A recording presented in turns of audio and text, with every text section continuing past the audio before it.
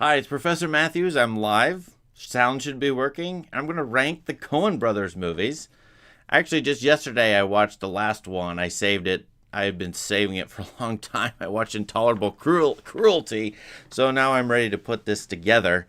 And I hope this is fun and illuminating for you. But one reason I'm doing it is I'm considering creating a short course on the Coen brothers movies, and I'm trying to figure out what I would put in the class. If I had 7, 8 movies in the class, they have a filmography of 18 movies, and they might have called it quits. Now they've kind of separated here, maybe for a while, maybe permanently. 18 movies, whittle it down to maybe 7, 8, maybe 9, and I'm trying to figure out what I would do. So I'm using this gimmick. I've seen it on other channels. It's kind of fun, but then again, I know ranking art sometimes is ridiculous, but to me it's fun, and this might be illuminating for those of you who haven't seen some of these movies that these great filmmakers and writers and filmmakers have made. And so I'm going to go through and put them in these tiers, which if you've never seen this, the S tier, whatever this means is the highest. I think it means superior. I'm old. I don't know what this means. Maybe my kids seem to know this, my own biological children. A tier, B tier, C tier, D tier. And so the rule will be, since there's 18, I can put 3 of these in the S tier, which is the highest. I guess this would be their masterpieces or the most superior movies. In my opinion, I'm going to tick a lot of you off, by the way. I have a quite different opinion of what I think are their good movies. And then 4 in the A tier, 4 in the B tier, 4 in the C tier, 3 in the D tier. I think that gets us to 18 movies overall. And, of course, the giant question I have for you is, what would you do? What would your rankings be? If you only had 3, assuming you've seen many or most of these movies, what would you put in the S tier? The 3 movies, because I'm only giving you 3, and I'm only giving myself 3. And now, actually, some of you know this, on letterboxd.com, go ahead and follow me there if you want, Substack too. I just put out a great Substack, one of my favorites. Why are there so many butt jokes in Citizen Kane? I thought that was ridiculous, but I tried to make something of that. Anyway, Substack, Letterboxd. On Letterboxd, I have a Coen Brothers film ranking that I've been keeping for a while and just kind of puttering around with. I'm probably going to contradict that here. I'm probably going to be quite different, or maybe a little bit different at least. So those of you that want to point out my hypocrisy, go right ahead. Yes, whatever I end up with here, it could be quite different from that list. So we'll see. And I could randomize this, but I'm going to make it harder on myself and go through this chronologically. I'll try to do it quickly, too. I'm not going to try to say a lot about each movie, but enough as to why someone might want to watch it, and maybe what I think some of the problems are, something like that. So hopefully all of this will be good for you. This will be sort of a guide for you and recommendations. The first movie, and I'm seeing commenters already talk about it, is Blood Simple. Blood Simple, 1984 noir, their first movie. I have never gotten this one, truly. And part of my thing is, my view of what's good is biased by my teacherly point of view. When I'm a teacher, I want to be able to talk about a wide range of topics, or have the possibility of talking about a wide range of topics. So I tend to see movies, most of the movies I call good, quote unquote, they tend to be, bad word here, but multimodal. They tend to have a great, rich political aspect, great economic aspect, great philosophical aspect, great sociological aspect, maybe some great science in it. I mean, you can hit anybody with any interest level, and that movie can sort of open up and talk about, and opens them up as viewers or interpreters. So all that to say, Blood Simple, I've only seen it as a kind of a nice noir, a mid-'80s noir that is sort of part dealing with the genre in that time period, and it's good for what it is. I don't think it's as good as a couple other of these sort of quasi-detective movies that they have. So how many people are going to say they love Blood Simple in the comments? Because now you're going to leave. No, don't leave. But honestly, oh no, I just did it. Criterion loves this. It's in the Criterion collection. Do not make my look, by the way, this is the Coens. Whatever's down in the C tier is better than what most directors, including me, make. I mean, I've never made a movie, but if I did and I made one of their C tier movies, I would be overjoyed. Okay, and we have a lot of great stuff here. Next, Raising Arizona. They go from noir to kind of silly screwball farce and with an Orson Welles flair that just pops off the screen. This is one of my favorite movies from them. And in the late 80s, if you ever watched late 80s movies, Nicolas Cage is in this. It is a hoot. So I've not strategized about this. I'm wondering what I would put in my S tier. I am so confused. I better not do this. I'm going to go with put it in A. It is teetering on the top tier in the top 3. No, I'm going to do it. I got to do it. Because they have such a wide range of styles. They draw from all kinds of veins of movie history. And this one is doing great work. I'm probably going to regret this later. Miller's Crossing, going back to a crime/noir movie, starting to do, in my opinion, a little more of their philosophical interest in nihilism, existentialism. I guess Blood Simple had that somewhat, but they're going to get into that a lot more. They seem to be readers, and they seem to have read a lot as we go. Yeah, wow, S tier. I don't know. I'm so conflicted about this. I could be way wrong. Miller's Crossing. I don't like this movie, but which ones would be in the D tier? Are there only 2 or 3 in the D tier? Oh, no. I have no idea. This should go in the D? There are too many better movies, and I have never gotten into this one. I swear, I have a couple friends who love this movie. Many of my friends love this movie in particular. Irish gangster mobster thing, but it's not for me. And I'm telling you, this is going to be my own personal list that is not going to be reflective of anybody else. Barton Fink. Hard to make a movie, as one of my colleagues over here told me the other day, about the life of the mind, the life of a writer. Very hard. They won the Palme d'Or for this. And so I think this is an excellent movie. I took a post-structuralism class, post-structuralism class in grad school, and this one had the instructors, the professor's attention for what it does throughout and near the end. So I like this movie a lot. I think this is an A-tier movie. Possibly S, could swap Raising and Barton. We'll see though. Hudsucker. This is a very fun movie about business interests in part. It's a little Brazil-like. Paul Newman is in it. Tim Robbins stars. It's got some great shots. It's more of a weird satire comedy. A little bit more in the vein of Raising Arizona, although Barton Fink has a little strain of that. I'm going to put this in B. It's not a great movie, but it's memorable to me. No. I better put that in C. I'm so confused right now. This is not great. I'm going to put it in C. I think I would encourage people to watch the C tier. The D tier, yeah, but the C tier. And I actually do like Hudsucker quite a bit. Fargo, this is where people are going to be pissed. Is YouTube going to censor that word? I have no idea. This won an Oscar. Acclaim for this. People love it.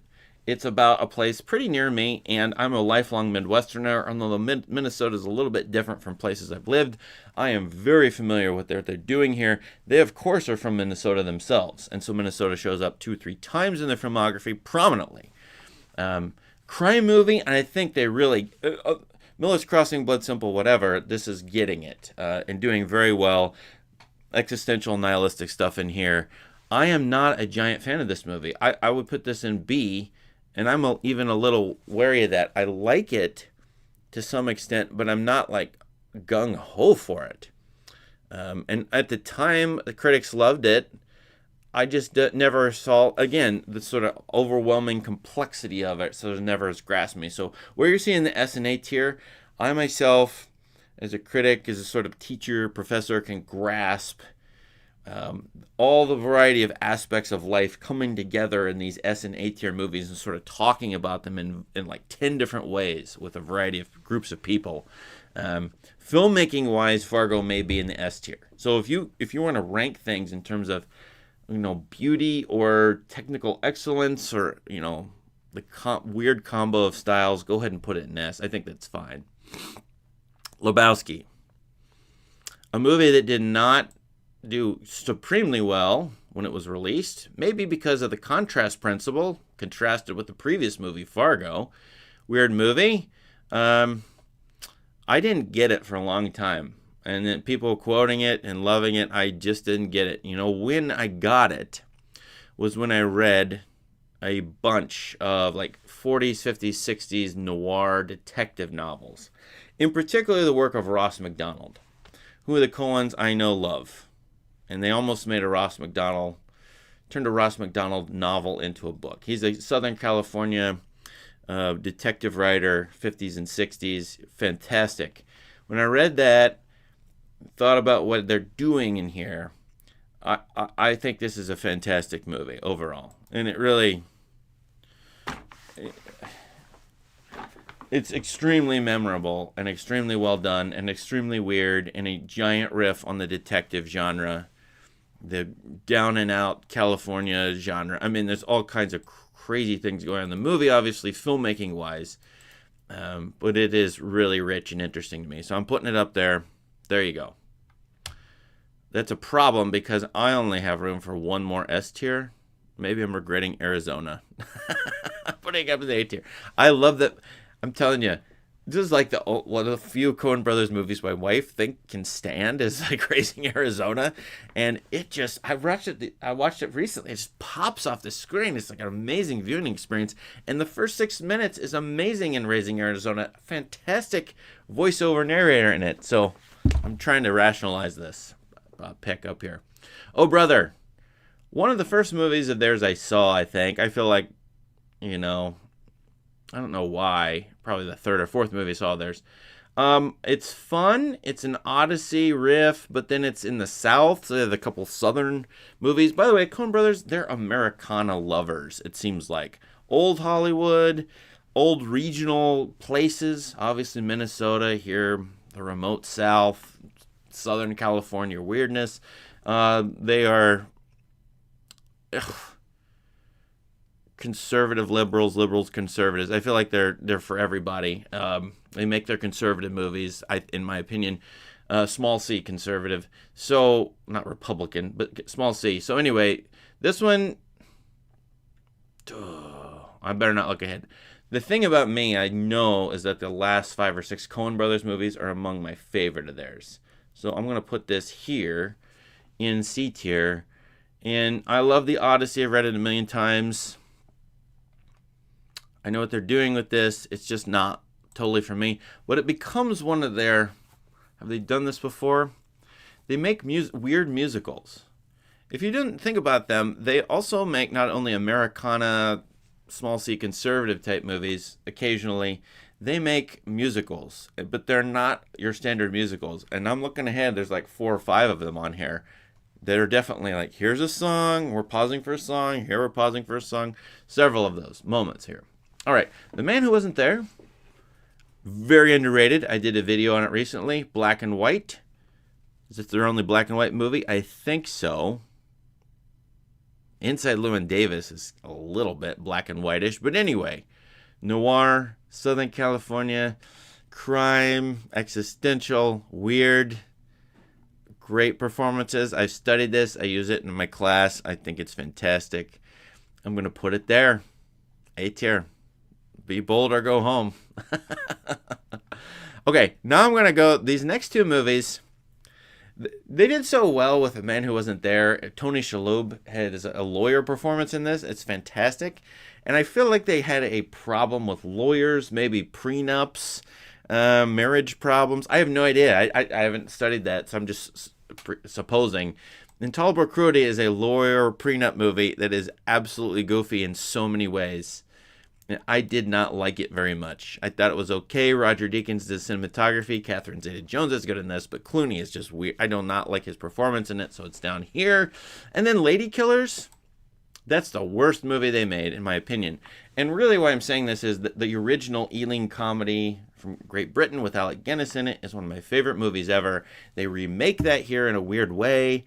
I keep saying the word weird, but it's transplanting that movie onto this. The original movie was perfect. The original movie is perfect, in my opinion.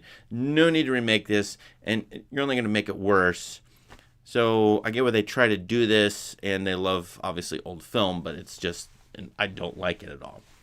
Now I'm going to make people mad again. Probably when we go through this stretch. No Country for Old Men. Now, they just made, in my opinion, their two worst movies, which aren't bad, just worse, in my opinion. So, No Country, it feels like they started to read Cormac McCarthy. They got doubled down on their philosophical interests. And this stretch right here is my favorite. All those bottom images down there, this is where I think they are at their peak. Those last 6 or 7 movies sitting there. And so No Country kicks that off. It wins an Academy Award, doesn't it? And it is very memorable. Good use of video games in this, too, by the way. Video game, first-person shooter type. It has a little bit of that, not a ton, but I'm pretty sure that was part of the strategy here. The novel is really interesting. The movie, I'm not going to do with this, am I? I am. I like it. I really like it. It's a classic in so many ways. It's a good Western, modern Western. Great villain. Weird weapon. The strangest weapon ever in a movie. I think it's a little just, I don't know what. Some lulls in it or some, I don't know. I never got into it that much. It's a B tier for me. There you go. Now it's time to troll me. Burn After Reading, though. Underrated. Like The Man Who Wasn't There. This is a fantastic, it's like a government Washington, D.C. movie. Goofy, but serious. That when they do those two things very well. And so I love this movie. It's one of my favorites from them. And this is an A tier. Absolutely. I just love it. But maybe I love it when people mock Washington, D.C., which seems to be, it's a rich place. And it thus, in my opinion, is a poor hick from the sticks. It deserves to be mocked for its pretentiousness and its vainglory. Anyway, there you go. A Serious Man. Now we got some problems. The A tier only has one more movie left. The B tier needs 2. And I don't know what to do. Oh, Lord. This is awful. This is horrible. Now I'm so lost. What would you do? Oh, I need to elaborate on my first-person shooter comment. I think when Josh Brolin, that character, sort of chased down, he's in the hotel room, if I remember correctly, and he's sort of going after, or the Sugar character is going after him. There's a lot of sort of slower shots where it is like to me, it's like a slow first or it's been a while since I've seen it, but slower first or third person video game shooter kind of thing. The hunter and the hunted, the pursuit of that. It looks to me like it's a combo of like old Western, shootout sorts of things with a video game, a little bit at least. So I'd have to look at the movie and kind of show you what I mean, but just check it out. I'm responding to a comment here, of course. I like A Serious Man. It is their Book of Job movie. It's their is it? It's their most obvious Jewish movie, I think. And I love Jewish American literature. I think it's like Philip Roth, Saul Bellow sort of mode they're in this one. And they is this a B tier? I shouldn't look ahead. I hate to do this. Like, that B tier is like an S tier for most people. It is I like that movie. I love the ending. It's a great movie. Do not sleep on that movie. But, dang. It's great. And they link up. The story told at the end of No Country for Old Men, I said this in a video. I can't even remember what video. I have no idea. It might be my video on True Grit, which is super old and has my webcam in it. So you can go look that up on the channel. But they have this sort of linking of images from No Country on through Llewyn Davis. And in the story at the end of No Country for Old Men, where Tommy Lee Jones' character talks about the dream of his father and his father lighting a light ahead of him, is the very beginning of A Serious Man. When in, I think 19th century Jewish village, you see this light ahead, and then you go in, and there's this old man in a house. And anyway, they're definitely thinking about how their movies connect, and there is books and dissertations to be written about that. Just so you know. So check out that video. I think the video is pretty good, if I remember correctly, but it's been several years since I made it. True Grit, Jewish movie. Now they make their Calvinist Protestant movie, and another Western, old Western, and any book adaptation. Who doesn't like the book? The book is great. And the John Wayne movie,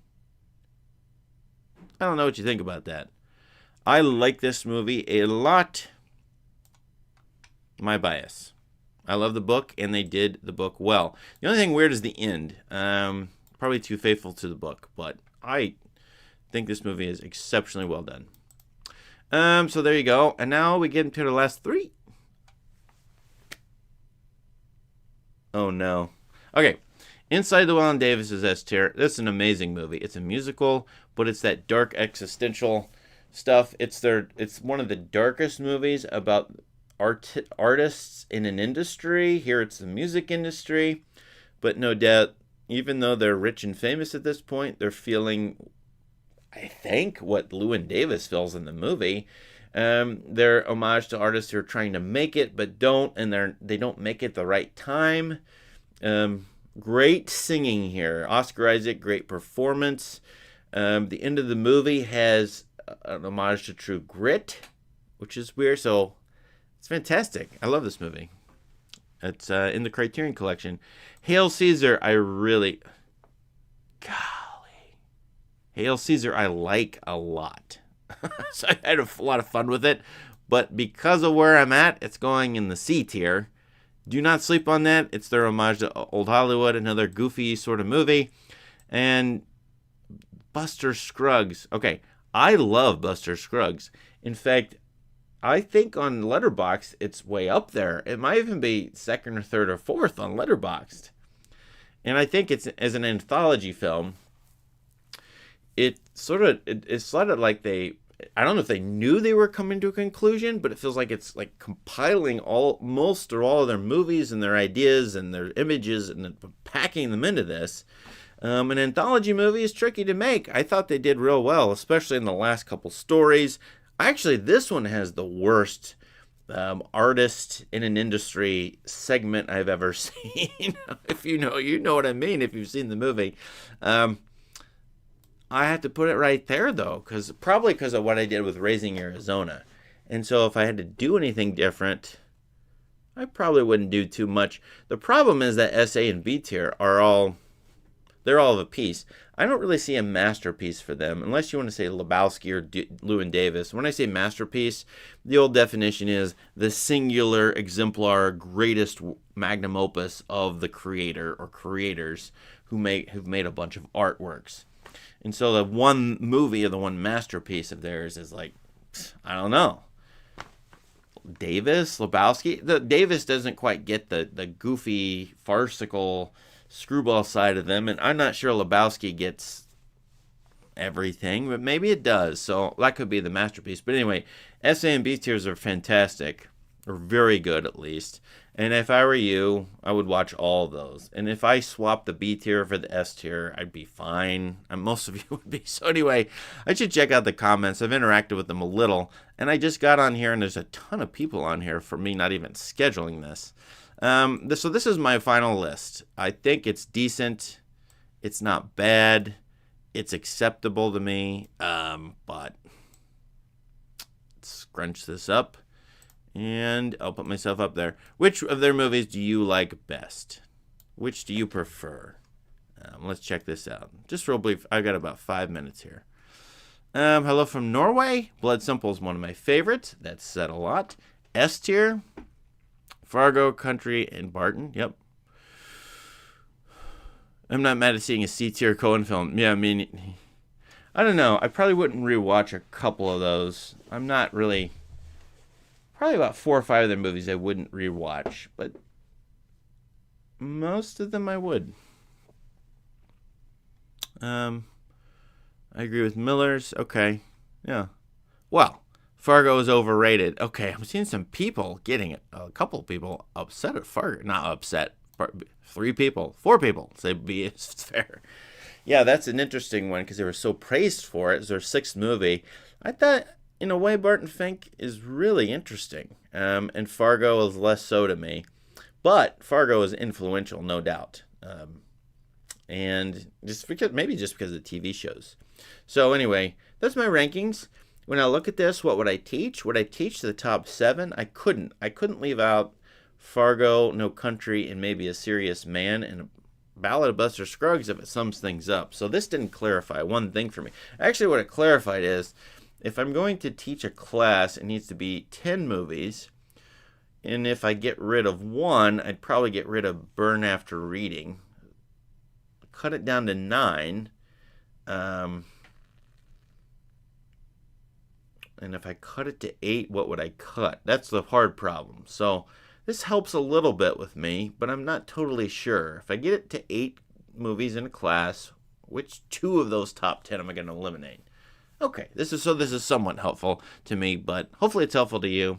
Coens are great. Hopefully they come back and make another movie. By the way, Tragedy Macbeth, pretty good. Not amazing. And I haven't seen Drive Away Dolls. So those are the...